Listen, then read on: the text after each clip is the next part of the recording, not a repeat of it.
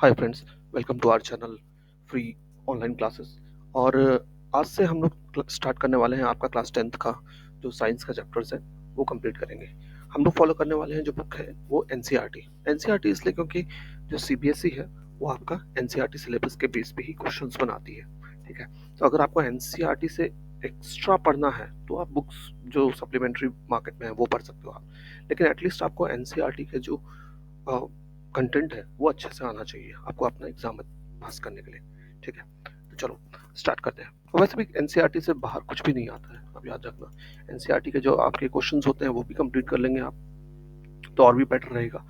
और देखिए इसमें काफ़ी सारे क्वेश्चन दे रखे हैं आपके चैप्टर 1 में ही ना, 20 क्वेश्चन दे रखे हैं। हर क्वेश्चन करके जाना, इनमें से कोई ना कोई क्वेश्चन आता ही आता है। ठीक है, तो अगर आप एनसीईआरटी के क्वेश्चंस भी करके चल जाते हैं तो भी आप आराम से पास कर जाओगे। ठीक है, चलो स्टार्ट करते हैं। पहला चैप्टर आपका सबसे पहला चैप्टर है केमिकल रिएक्शंस एंड इक्वेशंस। तो आप देखो हमारे आसपास में बहुत सारे फिजिकल प्रोसेसेस होते रहते हैं, केमिकल प्रोसेसेस होते रहते हैं, हम उन पे ध्यान नहीं देते नॉर्मली।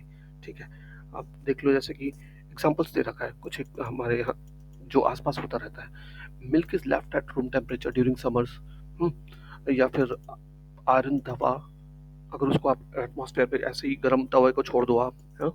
या फिर ग्रेप्स को फर्मेंट करने के लिए छोड़ा जाता है, फूड को किया जाता है, फूड जो हमारी बॉडी में डाइजेस्ट हो रहा है, जो हम सांस ले रहे हैं, वी रिस्पायर, ये सब के सब क्या है, कोई ना कोई केमिकल केमिकल चेंजेस हो रहा है इनमें, है ना। अभी हम डिटेल में इन चीज़ों को पढ़ेंगे तो आप जानोगे कि हाँ किस तरीके से आप ये जो रेस्पिरेशन को भी कंसिडर कर रहे हैं हम कि ये केमिकल रिएक्शन है। ठीक, देखो मैं हर लाइन तो नहीं पढ़ूंगा, थोड़ा आप भी पढ़ना, मैं आपको सिर्फ समझा रहा हूँ कि क्या क्या चीज़ें हैं। ठीक, अब देखो यहाँ पे पहले एक्टिविटी इन्होंने दे रखी है जिसमें क्या करते हैं ये कि एक रिबन होता है, ठीक, मैग्नीशियम रिबन लेते हैं और उसको वो जलाते हैं टॉर्च से, ब्लो टॉर्च से। ठीक, अब ये ब्लो टॉर्च से जैसे ही वो जलाते हैं तो आप देखोगे वो रिबन जो है पाउडर के फॉर्म में जल के नीचे गिर जाता है। एक कागज भी अगर आप जलाओ तो आप देखो कागज पहले अलग फॉर्म में है, फिर जब आप उसको जलाते हो तो वो बिल्कुल अलग फॉर्म में बदल जाता है ना। तो क्या हो रहा है, एक फॉर्म से दूसरे फॉर्म में चेंज हो जा रहा है ना। तो केमिकल रिएक्शन ही हो रहा है ना एक तरीके से। ये जो जलाया जा रहा है वो क्या हो रहा है, एक तरीके से चेंज हो रहा है, केमिकली चेंज हो जा रहा है सब्सटेंस। ठीक है, तो चेंज किस तरीके से हो सकता है, हम क्या कहेंगे कि चेंज क्या हुआ है। चेंज उसके स्टेट में हो सकता है, चेंज उसके कलर में हो सकता है, या फिर गैस निकलने लग जाए उसमें से, या टेम्परेचर में चेंज आ जाए उस बॉडी में, है ना। तो हम कहेंगे कुछ चेंज तो हुआ है, केमिकल चेंज हुआ है, केमिकल रिएक्शन हुआ है। ठीक है, जब भी ऐसा कुछ होता है। फॉर एग्जाम्पल एक और एक्टिविटी आपके लिए रखी है कि हम एक फ्लास्क लेते हैं, उसमें जिंक ग्रैनुअल्स डालते हैं। ठीक है, उसके बाद उसमें ऐड करते हैं हम डाइल्यूट हाइड्रोक्लोरिक एसिड या सल्फ्यूरिक एसिड। फिर हम देखते हैं कि उसमें से क्या होने लग जाता है, गैस निकलने लग जाती है, हाइड्रोजन गैस। तो जब भी गैस निकल रही है तो इसका मतलब क्या है, आपका केमिकल रिएक्शन हो रहा है। ठीक है, तो ये कुछ एक जो चेंजेस अगर आपको दिखें किस कहीं पे तो आप समझोगे केमिकल रिएक्शन है, change in state, change in colour, evolution of a gas या चेंज इन टेम्परेचर। ठीक, चलो केमिकल इक्वेशंस के बारे में पढ़ते हैं। अब देखो ये जो मैग्नीशियम वाला हमने एग्जांपल लिया, तो हम मैग्नीशियम को क्या कर रहे हैं, हम जला रहे हैं। तो जला रहे हैं मतलब क्या, ऑक्सीजन उसको दे रहे हैं, है ना। ऑक्सीजन जैसे ही उसको मिल रहा है तो क्या बन रहा है, मैग्नीशियम ऑक्साइड। ये जो पाउडर बना ना यहाँ पे ये वाला, ये जो डिस्क में गिर रहा है, तो ये क्या है, मैग्नीशियम ऑक्साइड है, हमें पता है। ठीक, तो मैग्नीशियम रिबन प्लस ऑक्सीजन क्या कहलाएंगे, रिएक्टेंट कहलाएंगे। और जो हमें मिला रिजल्ट में उसको हम क्या कहते हैं, प्रोडक्ट। ये केमिकल रिएक्शन का होता है। तो केमिकल रिएक्शन इस तरीके से लिखी जाती है, जो रिएक्टेंट्स होते हैं वो लेफ्ट हैंड साइड में और जो आपका प्रोडक्ट होता है वो राइट हैंड साइड में, बीच में एरो रहता है। ठीक, एरो शो कर रहा है हमें कि किस डायरेक्शन में रिएक्शन हो रही है, कि फाइनल प्रोडक्ट कौन सा बन रहा है, हमें ये शो कर रहा है। ठीक, और दोनों प्रोडक्ट जो दोनों इनिशियल रिएक्टेंट्स हैं उन दोनों के बीच में हम प्लस का साइन कर देते हैं, प्लस का साइन लगाते हैं। ठीक है, अब देखो हर बार ऐसे लिखना magnesium plus oxygen, magnesium oxide, तो इसके लिए साइंटिस्ट ने क्या किया, आप जानते हो छोटी क्लासेस से आप पढ़ते आ रहे हो कि हम हर एलिमेंट का हमारे पास क्या होता है, एक केमिकल सिंबल होता है ना। तो हम उसके ऐसे ना लिख करके, मैग्नीशियम प्लस ऑक्सीजन ना लिख करके, हमने उसको कैसे डिनोट करते हैं, केमिकल इक्वेशन में मैग्नीशियम प्लस ऑक्सीजन उनका हम लिखते हैं क्या, जो उनका उनके जो वो है सिंबल है, केमिकल सिंबल्स हैं, हम उसको लिखते हैं, ठीक है। और मैग्नीशियम ऑक्साइड। अब आप देखो यहाँ पे एक चीज और आ जाती है सामने कि क्या ये इक्वेशन बैलेंस्ड है या नहीं है बैलेंस्ड। क्या ये बैलेंस्ड है? मैग्नीशियम इधर 1 है, इधर भी 1 है, इधर ऑक्सीजन 2 है, लेकिन इधर ऑक्सीजन 1 दिखा रहा है, तो भाई और एक ऑक्सीजन कहाँ गया? तो इस चलते हमेशा जो इक्वेशंस होती है उसको बैलेंस करना पड़ता है, ठीक है। तो यहाँ तो आसान है, इधर भी आप 2 से करोगे, उधर भी मैग्नीशियम के आगे भी 2 करोगे, तो पूरा बैलेंस हो जाएगी ये, है ना। आपने पहले ही पढ़ा होगा बैलेंस करना इक्वेशन को, अगर नहीं भी पढ़ा है तो कोई बात नहीं, हम यहाँ से समझते हैं कैसे करना है। फॉर एग्जांपल आप देखो, जिंक प्लस सल्फ्यूरिक एसिड हम लेते हैं, तो जिंक सल्फेट प्लस हाइड्रोजन, यहाँ देखो ये लिखा हुआ है उसको केमिकल फॉर्म में, जिंक प्लस H2SO4। अब यहाँ पे आप देखो क्या है, जिंक इधर भी 1 है, इधर भी 1 है, सल्फर इधर भी 1, इधर भी 1, ऑक्सीजन देखो यहाँ पे 4, यहाँ पे भी 4, हाइड्रोजन यहाँ भी 4, यहाँ भी 4। अब ये बैलेंस है कि नहीं है, आप बताओ। तो ये भी बैलेंस्ड इक्वेशन है, तो इसमें भी कुछ करने की जरूरत नहीं है आपको। अब देखो फिर एक और इक्वेशन लेते हैं।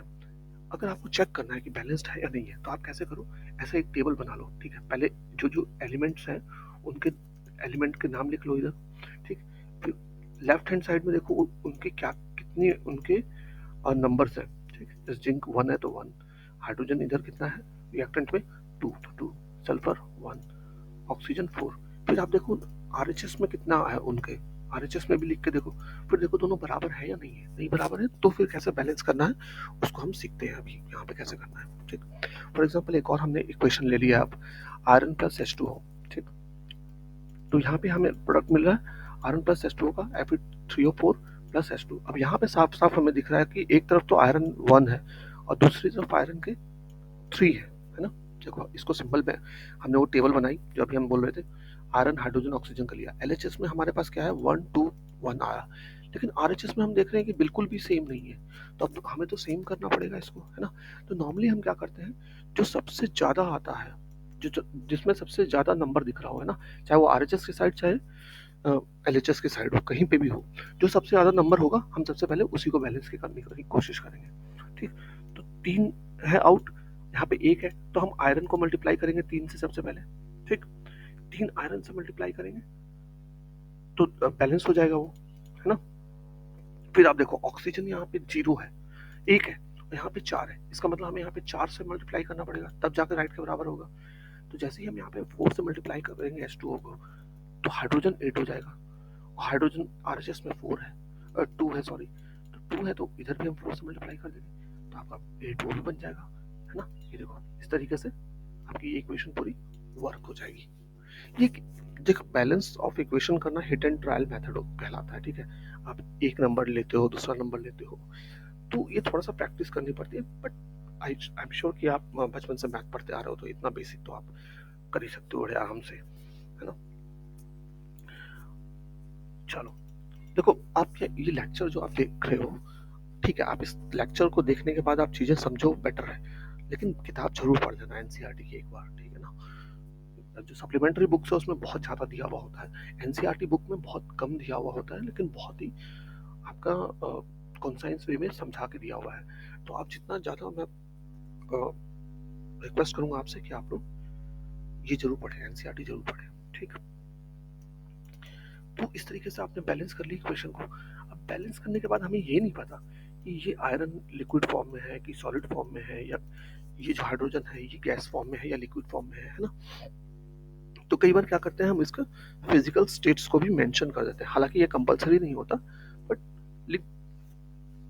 कई बार आपको मिलेगी दिखा हुआ मिलेगा, बड़ी क्लास में जाओगे तो इस चलते आप यहाँ पे सीख लो कि क्या होता है। अगर S लिखा हुआ है मतलब वो सॉलिड फॉर्म में है, ठीक है। अगर G लिखा हुआ है मतलब वो गैसेस फॉर्म में है, ठीक।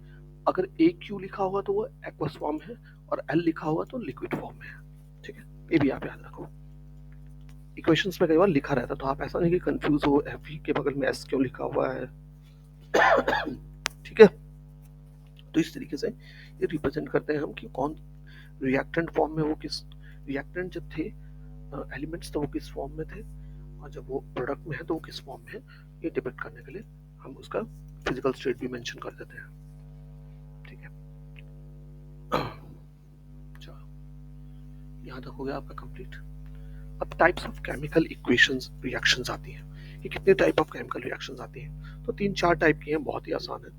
मैं आपको फटाफट कंप्लीट कराया था। देखो मेरा मकसद है कि मैं बहुत ज़्यादा डिटेल में घुस के नहीं पढ़ाऊँगा आपको ये चैप्टर जितना बढ़िया तरीके से, जितने शॉर्ट में आपको समझा दूँ। एक बार समझ में नहीं आ रहा 2-3 बार देख लेना वीडियो, है ना? और चैनल को सब्सक्राइब ज़रूर कर लेना यार, मेहनत लगती है बहुत ज़्यादा बनाने में, ठीक है? चलो, टाइप्स ऑफ केमिकल रिएक्शंस। सबसे पहले जो आपने पढ़नी है वो है कॉम्बिनेशन रिएक्शन। कुछ नहीं है, इसमें क्या होता है, 2 रिएक्टेंट्स मिलके एक प्रोडक्ट बनाते हैं, ठीक है? बस इतना ही जानो, कुछ नहीं है, 2 रिएक्टेंट मिलकर के इसको एक प्रोडक्ट बनाएंगे, ठीक है? फॉर एग्जाम्पल यहाँ पे देखो, calcium oxide water, calcium oxide को वाटर में जब हम डालते हैं तो वो बनता है कैल्शियम हाइड्रोक्साइड, जिसको हम बोलते हैं स्लेट लाइम, ठीक है? और हीट निकलती है। अब ये जो होती है ना रिएक्शंस, कोई भी रिएक्शन जो होती है, या तो उसमें हीट एब्सॉर्ब होगी या तो हीट रिलीज होगी, 2 टाइप ही होगा, ठीक है? जब हीट रिलीज होती है तो ऐसी रिएक्शंस को हम कहते हैं एक्सोथर्मिक रिएक्शन, ठीक? एक्सोथर्मिक याद रहेगा ना, एक्सो मतलब हो गया एग्जिट, तो हीट निकल रही है, और थर्मल मतलब होता है हीट, तो एक्सोथर्मिक, ठीक है? अब देखो यहाँ पे क्या है, CO क्विक लाइम में हमने पानी ऐड किया तो क्या बन गया, स्लेट लाइम बन गया, ठीक? और मैंने क्या बोला, कॉम्बिनेशन रिएक्शन क्या होता है, जब 2 रिएक्टेंट्स मिलके एक प्रोडक्ट बनाए तो उसको हम क्या कहते हैं, कॉम्बिनेशन रिएक्शन कहते हैं, ठीक? अब ये स्लेट लाइम बड़ा काम का होता है भाई। स्लेट लाइम आपको क्या काम का होता है, स्लेट लाइम को आप वाइट वॉश करते हो अपने गाँव में दीवारों पे, ठीक है? शहरों में तो पेंट कर देते हैं आजकल, लेकिन गाँवों में आज भी क्या होता है, चूना से, वो लोग बोलते हैं चूना से हमने पोताई कर दी है, ठीक है? तो जब वो करते हैं उसको कार्बन हाइड्रोक्साइड से, जिसको हम बोल रहे हैं स्लेट लाइम, तो दीवार में करने के बाद 2-3 दिन बाद क्या होता है, जैसे जैसे वो जो एयर में CO2 होती है वो उसके साथ रिएक्ट करती है कैल्शियम हाइड्रोक्साइड के साथ, और रिएक्ट करके वो बना देती है उसको कैल्शियम कार्बोनेट, ठीक? और कैल्शियम कार्बोनेट क्या होता है आपका, मार्बल। तो एक तरीके से जब आप चूने से पुताई कर रहे हो घर पे, उसका मतलब क्या है, आपने मार्बल की लेयर बिछा दी। सॉरी, ठीक है? तो ये भी होता है।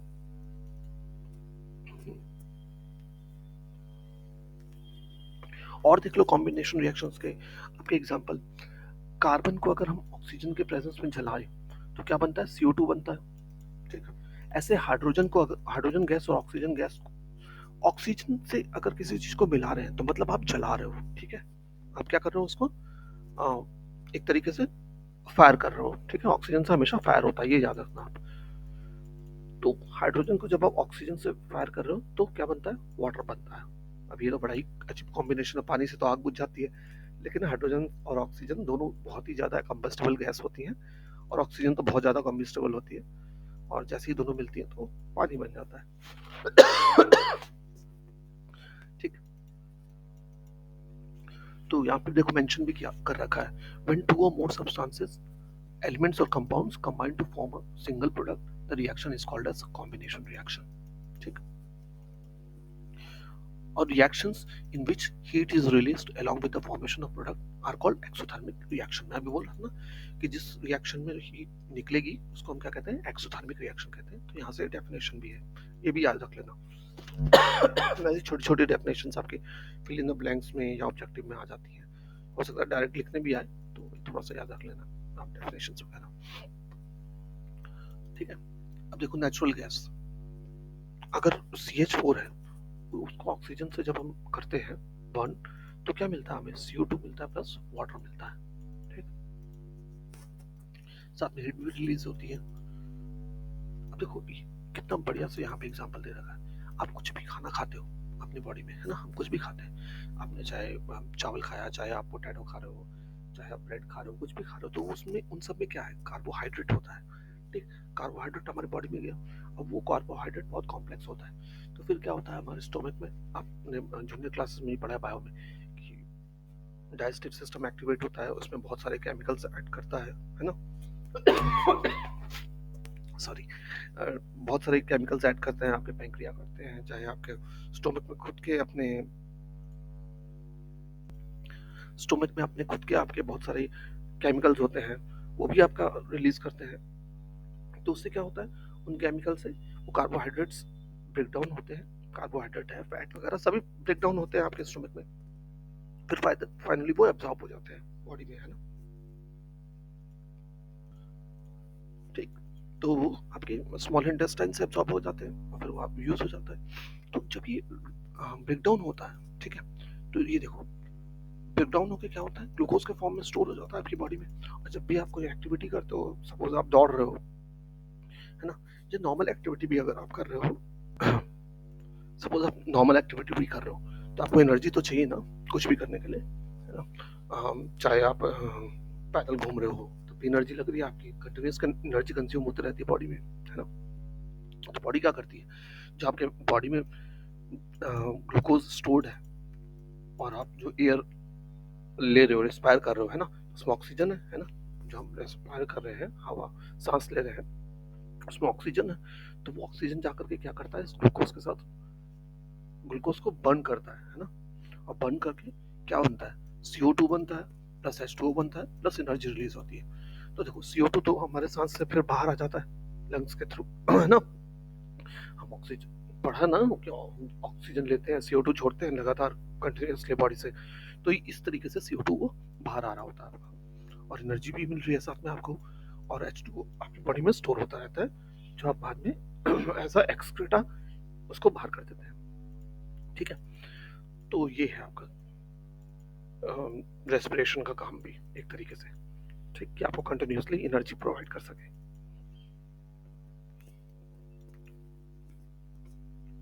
ठीक, चलो, तो होप आपको ये जो कॉम्बिनेशन रिएक्शन है कंप्लीट हो गया हो, समझ में आ गया हो। अब हम लोग दूसरा पढ़ेंगे, डीकम्पोजिशन रिएक्शन। ये क्या है भाई?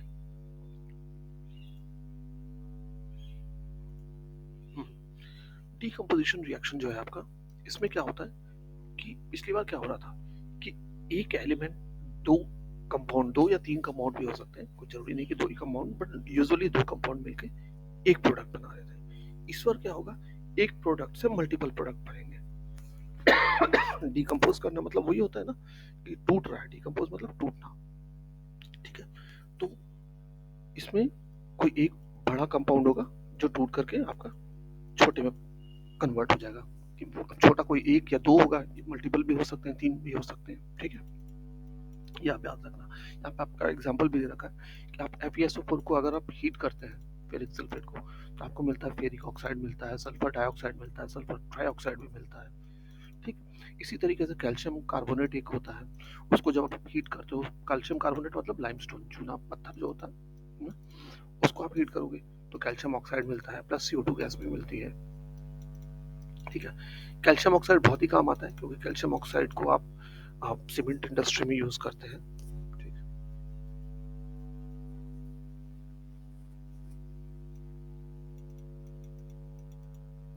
एक और चीज है, जब आप देखो यहाँ पे एक लिखा हुआ है, when a decomposition reaction is carried out by heating it is called a thermal decomposition, है ना। ये देखो यहाँ पे हम क्या कर रहे हैं, इन दोनों रिएक्शंस में हमने क्या किया, गर्म किया। अब जरूरी नहीं हर बार गर्म करें, बट जब भी हम गर्म करके डिकम्पोज कर रहे हैं तो उसको हम क्या करेंगे, थर्मल डिकम्पोजिशन। ठीक, चलो एक और एग्जांपल आपका दे रखा है कि लेड नाइट्रेट को हीट करते हैं तो lead oxide plus nitrogen gas निकलती है, प्लस ऑक्सीजन गैस निकलती है। तो एग्जांपल्स देने का मतलब ये है कि आप समझो कि एक बड़ा कॉम्प्लेक्स कंपाउंड होता है, जब हम उसको हीट करते हैं तो वो छोटे कंपाउंड्स में टूटता है, और ऐसी रिएक्शंस को हम क्या कहते हैं, डीकम्पोजिशन रिएक्शन कहते हैं। ठीक,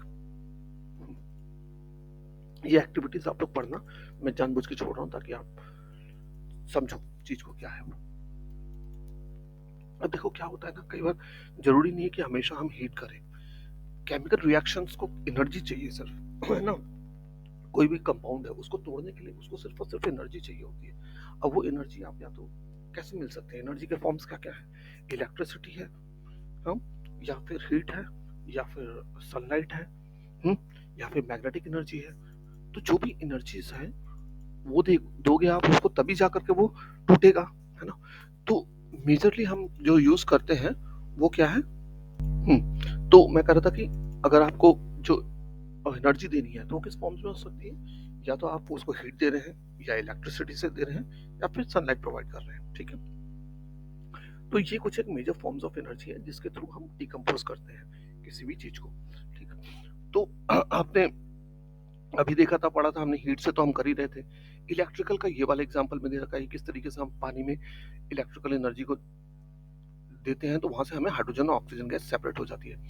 और अब हम देखेंगे कि सनलाइट के थ्रू भी, सनलाइट का तो बहुत ही बढ़िया एग्जांपल आपका फोटोसिंथेसिस भी है, कि वो प्लांट्स जो है किस तरीके से बनाते हैं आपका फूड।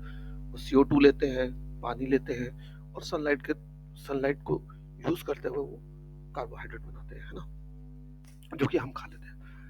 तो इसी तरीके से हम यहाँ भी एग्जांपल देखेंगे कि कैसे डिकम्पोज कर रहे हैं हम। अब यहाँ देखो, AgCl कोई कंपाउंड है ना, सिल्वर क्लोराइड, उसमें जब हम सनलाइट में रख देते हैं हम उसको, तो हम देखते हैं कि उसमें ना क्लोरीन गैस निकल जाती है। क्यों? क्योंकि एनर्जी गेन करके वो रिलीज हो जाती है क्लोरीन गैस। ये कुछ एक चीजें जो हैं आप बड़ी क्लासेस में पढ़ोगे, 11 12 12 पढ़ोगे, पर फिलहाल फॉर एग्जांपल आप सिर्फ यहाँ पे याद रखो कि ये क्यों हो रहा है। सिर्फ आप ये याद रखो, डिकम्पोजर ऐसे भी हो सकता है कि सनलाइट में हमने AgCl को रखा, वहां से सिल्वर अलग हो गया, क्लोरीन उसमें से उड़ गई। ठीक, और क्या एग्जांपल दे रखा है भाई आपका, सिल्वर ब्रोमाइड में भी ऐसे ही होता है। सिल्वर ब्रोमाइड का सॉलिड में था, उसको रखा हमने सनलाइट में, तो सिल्वर सिल्वर रह जाएगा, ब्रोमीन गैस उसमें से उड़ जाएगी। कैसे हमें पता चलेगा? कलर चेंज हो जाता है कंपाउंड का, है ना। इनिशियल कंपाउंड का कलर कुछ और होगा, जो फाइनली कंपाउंड है सिल्वर कलर तो हम जानते ही हैं, ब्रोमीन गैस उड़ जाती है उसमें से। ठीक, इसलिए इन्होंने सिंपल सा एग्जांपल दिया है कि कोई कॉम्प्लिकेटेड एग्जांपल ही नहीं है, सिल्वर आपको कलर पता ही है।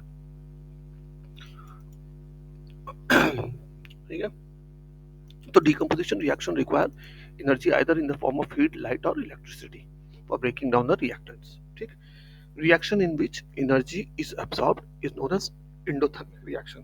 ऐसी कोई भी रिएक्शन जिसमें एनर्जी एब्सॉर्ब होती है उसको हम क्या कहते हैं? Endothermic reaction. कैसे याद रखेंगे? इन, इसके नाम में ही इन है ना, तो ये एब्सॉर्ब करेगा। ठीक,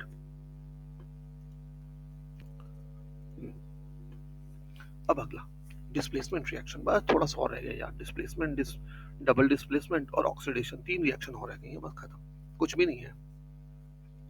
देखो यहाँ पे बड़ा छोटा सा एग्जांपल बढ़िया सा दे रखा है इन्होंने क्या किया, 2 टेस्ट ट्यूब ली, ठीक है, दोनों में कॉपर सल्फेट सॉल्यूशन डाल दिया। कॉपर सल्फेट सॉल्यूशन ऐसा कुछ नीले रंग का होता है, ठीक, और इन्होंने 3 नेल ली, 2 नेल को तो इसने डाल दिया इसी में, एक कॉपर सल्फेट टेस्ट ट्यूब वाले में, ठीक है, और दूसरे को इन्होंने बाहर वैसे ही छोड़ दिया, डाला नहीं, दूसरे वाले में नहीं डाला। अब देखो क्या होता है, थोड़ी देर बाद क्या करते हैं,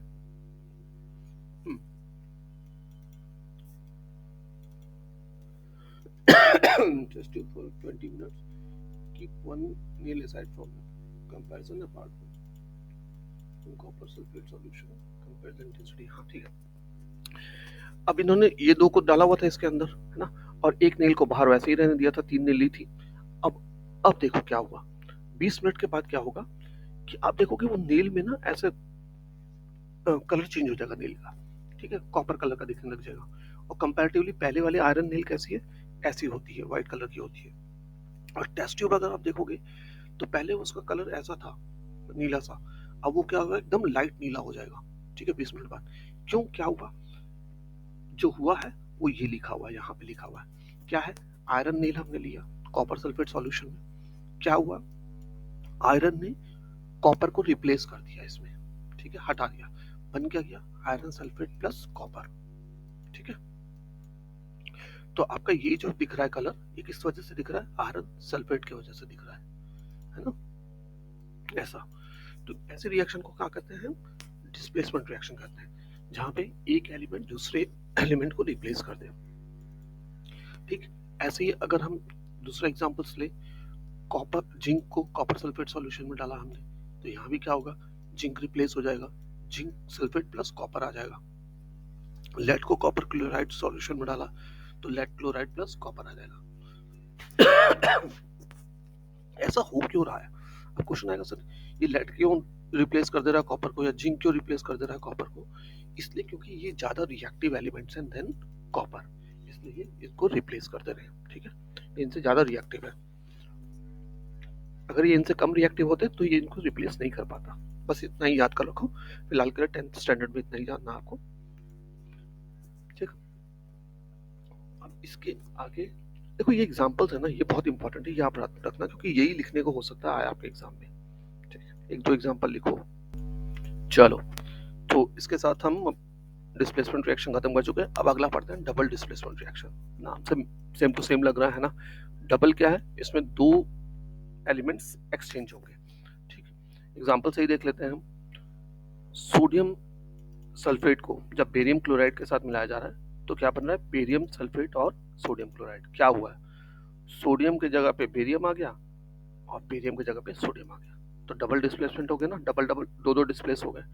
किताब क्या बोल रहा है, white substance which is in इसका बता रहा है। क्या करा हमने, सोडियम सल्फेट को लिया एक में, ठीक है, टेस्ट ट्यूब में, और उसमें हम डालते हैं आपका एक बेरियम क्लोराइड लिया एक में, एक दूसरे में हम डालते हैं सोडियम सल्फेट, ठीक। जैसे ही डालते हैं हम देखते हैं सोडियम जो नीचे में है प्रेसिपिटेट कर जाता है ना। प्रेसिपिटेट मतलब इनसॉल्युबल सब्सटेंस होता है, वो बैठ जाता है नीचे में, ठीक है। वो क्या है, आपका बेरियम सल्फेट है। ये तो एग्जांपल्स है, बट हमें तो समझना है कि डबल डिस्प्लेसमेंट होता क्या है। Such reactions in which there is an exchange of ions between the reactants are called double displacement reaction. इसमें क्या हो रहा है, दो दो आयंस का एक्सचेंज हो रहा है, सोडियम आयन का और बेरियम आयन का, है ना। यहाँ पे देखो, बेरियम टूटता है, सॉलिड लिक्विड फॉर्म में है ना। जब उन दोनों को हम तोड़ रहे हैं, मिला रहे हैं, तो वो किस फॉर्म में टूटता है, लिक्विड फॉर्म में जाकर के सोडियम आयन और बेरियम आयन में। वैसे ही सोडियम क्लोराइड भी टूटता है ना, सोडियम आयन और सोडियम सल्फेट भी टूटता है, सोडियम आयन और सल्फेट आयन। यहाँ बेरियम आयन और क्लोराइड आयन टूटता है। फिर क्या होता है, बेरियम जाकर के सोडियम सल्फेट के साथ अटैच हो जाता है, सोडियम जाकर के क्लोराइड के साथ अटैच हो जाता है, हमें अपना प्रोडक्ट मिल जाता है, ठीक। तो इस तरीके से बन जाता है आपका डबल डिस्प्लेसमेंट रिएक्शन। सिंपल था, कुछ खास नहीं। चलो, अब एक बहुत ही इंपॉर्टेंट आ रहा है, ऑक्सीडेशन रिडक्शन। ये आपके फ्यूचर क्लासेस में भी आपने इसके बारे में बहुत सारा पढ़ना है, बहुत डिटेल में। यहाँ पे तो बहुत ही कम दिया हुआ है। और ये लास्ट टॉपिक आपका, देखो हम करते क्या है, एक चाइना डिश लेते हैं, उसमें कॉपर पाउडर डालते हैं, ठीक, फिर उसको गर्म करते हैं। थोड़ी देर में हम देखते हैं उसके ऊपर में क्या हो जाता है, ब्लैक वाटर ऑक्साइड बन जाता है, ठीक है ना। This is because oxygen is added to the copper and copper oxide is formed, ठीक। पहले कॉपर हमने लिया, उसको हीट किया, तो उस पर ब्लैक से एक लेयर बन जाती है। हम देखते हैं क्यों होती है, क्योंकि वो उसमें ऑक्सीजन की लेयर आ जाती है, उसको हम कॉपर ऑक्साइड बोलते हैं, ठीक। आप लोगों में से कोई सोच रहा होगा, सर हमें कैसे पता ये ब्लैक सी जो बनी है लेयर इज कॉपर ऑक्साइड की है। एक्सपेरिमेंट करते हैं, केमिस्ट्री पढ़ोगे, अभी और भी तो पढ़ना है आपने बड़ी बड़ी क्लासेस में जाकर के, ऐसे थोड़ी है यहीं पे सब कुछ सीख जाओगे, धीरे धीरे करके सीखोगे, ठीक। तो एक्सपेरिमेंट से हमें पता चला कि कॉपर ऑक्साइड है, और उसको केमिकली हम कैसे रिप्रेजेंट करेंगे, कॉपर लिया था हमने भाई, उसको ऑक्सीजन मिला, हीट किया हमने नीचे से, तो कॉपर ऑक्साइड बन गया, ठीक है। लेकिन अब इसको देखो, इसका जादू देखो, अगर हमें मान लो वो वाली ब्लैक जो उसके ऊपर में बनी है लेयर, अगर हम उसके ऊपर से, ठीक है, हाइड्रोजन गैस पास करा दें, तो एक बार फिर से वो क्या बन जाएगा, कॉपर के फॉर्म में वापस आ जाएगा, कॉपर प्लस वाटर हो जाएगा वहां पे, ठीक। तो ये क्या हो रहा है, एक बार सब्सटेंस ऑक्सीडेशन रिडक्शन रिएक्शन की अगर आपको पूछे कि डेफिनेशन क्या होगी, तो if a substance gains oxygen during a reaction it is said to be oxidised. अगर कोई सब्सटेंस ऑक्सीजन गेन करता है तो उसको हम क्या कहेंगे, वो ऑक्सीडाइज हुआ है, ठीक है। और अगर if a substance loses oxygen during a reaction it is said to be reduced, ठीक। सिर्फ ऑक्सीजन का ही खेल देखो, अगर कोई सब्सटेंस ऑक्सीजन को गेन करता है उसको हम कहते हैं वो ऑक्सीडाइज हुआ है, अगर ऑक्सीजन को लूज करता है तो हम उसको कहते हैं वो रिड्यूस हुआ है, ठीक है। तो एक ही केमिकल रिएक्शन में क्या हो सकता है, ऑक्सीडेशन भी हो सकता है और रिडक्शन भी हो सकता है। कैसे, ये वाली रिएक्शन में, है ना। अब देखो यहाँ पे क्या हो रहा है, कॉपर ऑक्साइड जो था वो क्या कर रहा है, ऑक्सीजन लूज कर रहा है ना, कॉपर बना, तो ये क्या हो गया, रिडक्शन हो गया। लेकिन यहाँ पे हाइड्रोजन जो है ये क्या कर रहा है, ऑक्सीजन गेन कर लिया इसने, तो ये ऑक्सीडाइज हो गया।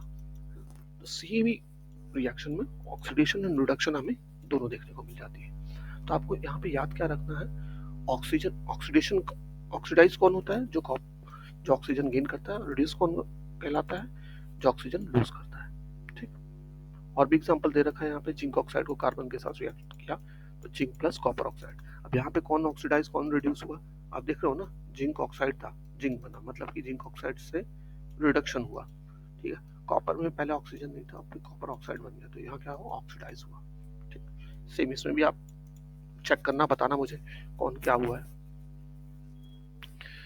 अब ऑक्सीडेशन रिडक्शन रिएक्शन जो है हम अपनी डेली लाइफ में भी बहुत देखते हैं, ये बहुत ही कॉमन रिएक्शन होता रहता है, ऑक्सीडेशन रिडक्शन रिएक्शन। ठीक है, हमारी कॉमन लाइफ में सबसे पहले तो आप कोरोजन देखते हो। आपने देखा आयरन जो हमारा होता है, आयरन का कोई भी आइटम आप देखो ना, आप देखो कुछ दिन बाद ना उसमें, हिंदी में तो बड़े आपने सुना होगा कि जंग लग गया, जंग लग गया, है ना।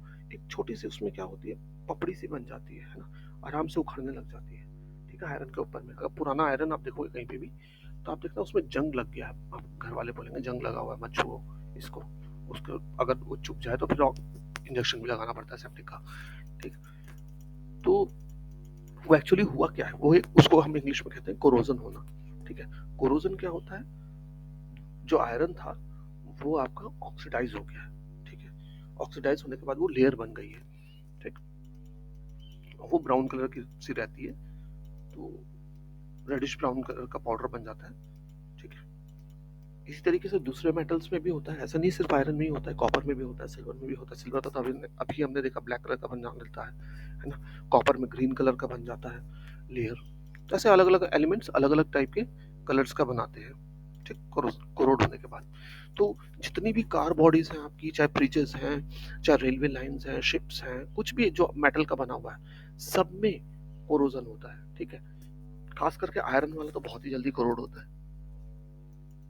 तो कोरोजन एक बहुत ही सीरियस प्रॉब्लम है दुनिया में, और इस पे बहुत सारा पैसा खर्चा होता है कि बचाए रखने में।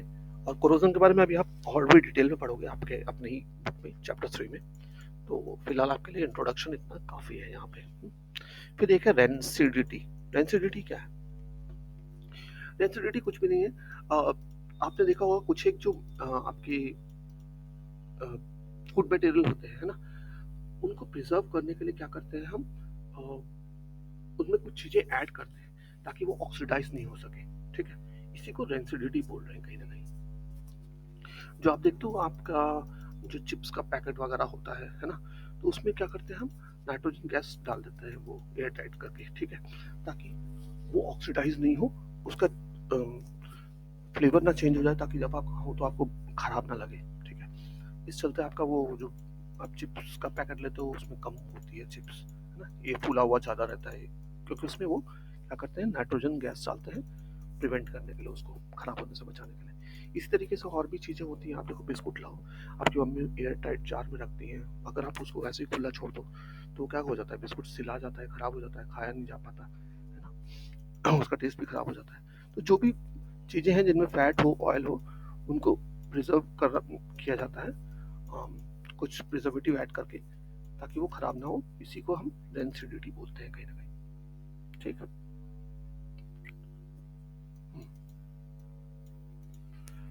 तो ये था आपका पूरा चैप्टर। को एक्सरसाइजेस देखो मैं फिलहाल नहीं करा रहा हूँ, अगर आप लोग बोलोगे तो हम कर लेंगे एक्सरसाइजेस भी, ऐसी कोई बड़ी बात नहीं है। एक्सरसाइज के भी जब चैप्टर कर सकते हैं तो एक्सरसाइजेस तो वैसे ही हो जाएगी। बट आप बताना कमेंट में, अगर आपको कहीं पे कोई किसी क्वेश्चन में प्रॉब्लम हो तो हम वो भी डिस्कस कर लेंगे। ठीक है, तो थैंक्स फॉर वॉचिंग, जय हिंद।